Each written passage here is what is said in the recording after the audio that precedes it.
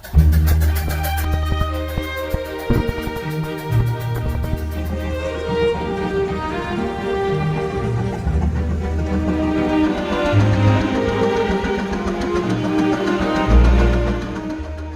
1914 году из цехов J.A. Case Traction Machine Company вышел 12-тонный Case 65, настоящая рабочая лошадка начала 20 века.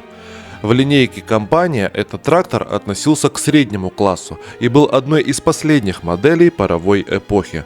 Хотя рынок начали завоевывать двигатель внутреннего сгорания, ему все еще было что предложить фермерам и противопоставить конкурентам. Друзья, всем привет!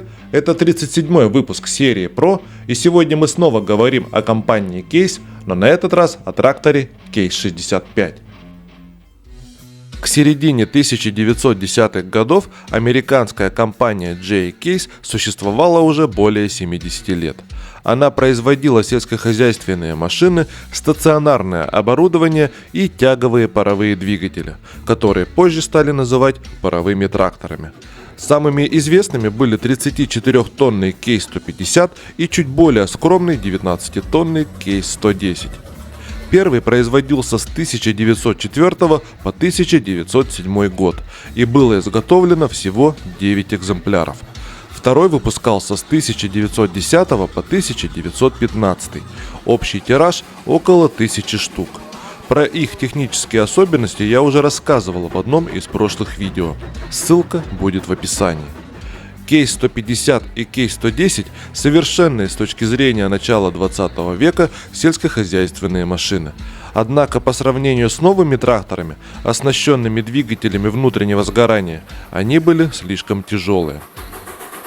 Начиная с 1912 года, J.A. Case Traction Machine Company параллельно с паровыми машинами выпускала керосиновые Case 3060, Case 2040 и Case 1225. Однако не все фермеры были готовы переходить на новый тип техники. И чтобы удовлетворить сразу оба сегмента, был разработан более легкий и универсальный паровой трактор Case 65. Его сухая масса составляла около 9,5 тонн, а полная – почти 12. Общая длина достигала 6,4 метра, ширина – 2,8 метра, высота до верха трубы – около 3 метров. Сердцем трактора был горизонтальный одноцилиндровый паровой двигатель простого действия объемом 11,5 литров.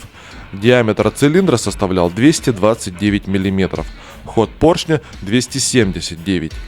Номинальная мощность 65 лошадиных сил, крутящий момент 1850 ньютон-метров.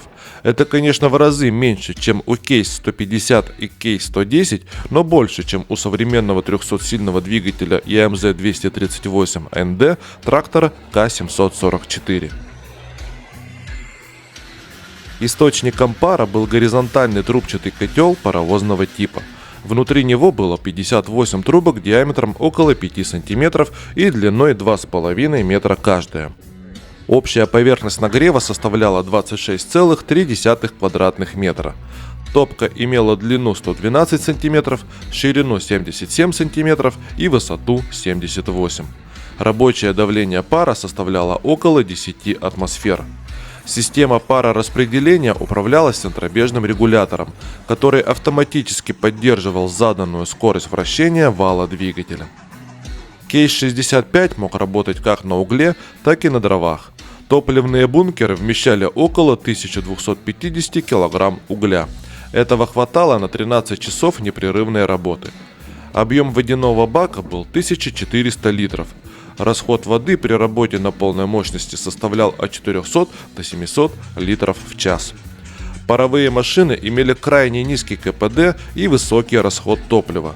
Они нуждались в постоянном присутствии кочегара и были взрывопожароопасными.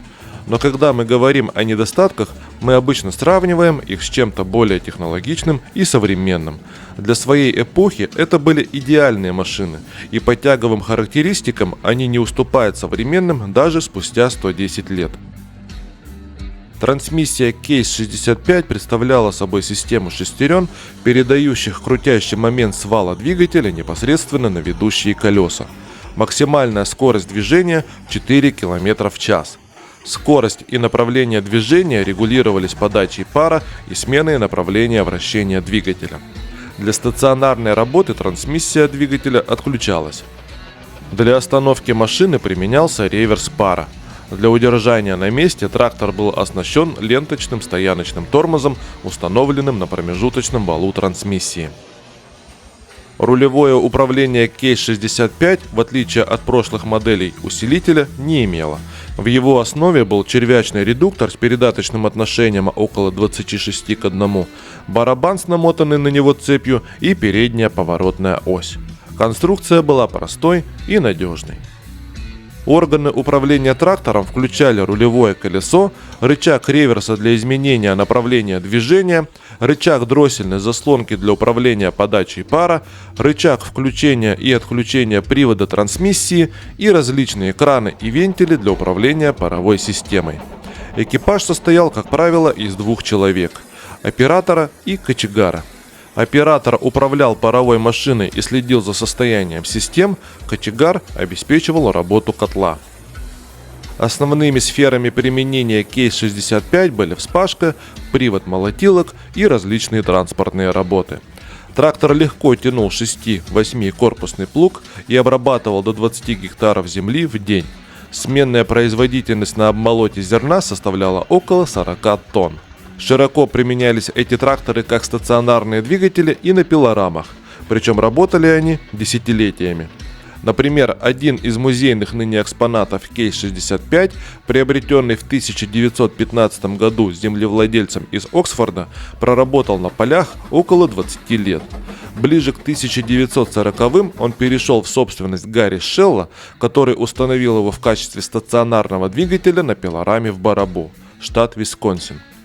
Там он проработал около 4 лет и позже, преодолев своим ходом около 100 километров, продолжил работу в Blue River. Среди малоизвестных фактов следует также отметить, что некоторые тракторы Case 65 использовались в качестве привода для нефтяных буровых установок в Техасе и Оклахоме. Мощность и надежность этих машин делали их подходящими и для такого применения. Если говорить о конкуренции, то американский сельскохозяйственный рынок был весьма насыщенным, и сравнить было с чем. Но давайте для сравнения возьмем машины, которых на канале еще не было.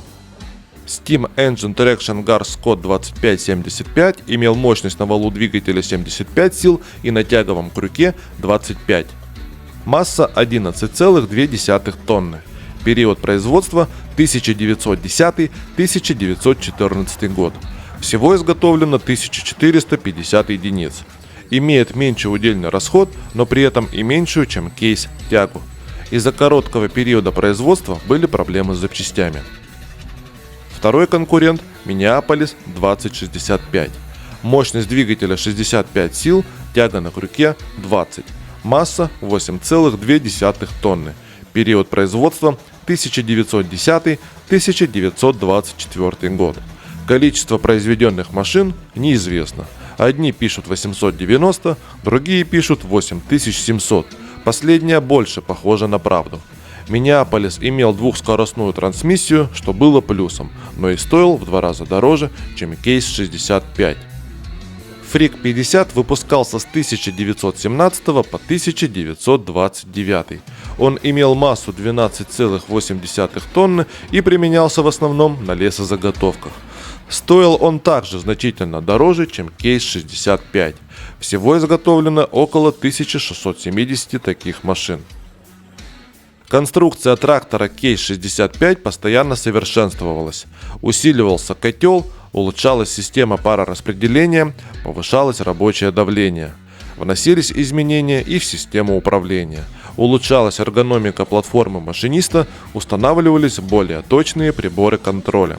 А некоторые модели для защиты оператора от искр и непогоды даже получили навесы. Для работы в канадских прериях выпускались версии с расширенными колесами и усиленной ходовой частью. Для лесных районов предлагались варианты со специальными искрогасителями. Эволюция конструкции положительно сказалась как на надежности, так и на производительности машин. Поздние модели служили дольше и требовали меньшего обслуживания. Однако к середине 1920-х стало очевидно, что будущее за тракторами с двигателями внутреннего сгорания, и производство паровых машин стало сокращаться. Серийный выпуск Case-65 продолжался с 1914 по 1927 год. Всего было выпущено около 9000 экземпляров. Последние паровые машины Case были проданы в 1929. В 1940-х годах в рамках кампании по сбору металлолома для военных нужд большинство паровых машин было утилизировано. До наших дней дожили лишь единицы. Сегодня стоимость восстановленных Case-65 доходит до $100 тысяч. Благодаря регулярным фестивалям паровой техники, таким как Western Minnesota Steam Thrashers Reunion в Ролаге, Pony Steam and Gas Engine Show в Оклахоме и многим другим, мы все еще можем увидеть эти машины в работе и оценить их технические возможности. А на этом на сегодня все. Спасибо, что посмотрели. Всем счастья, радости, любви. Пока.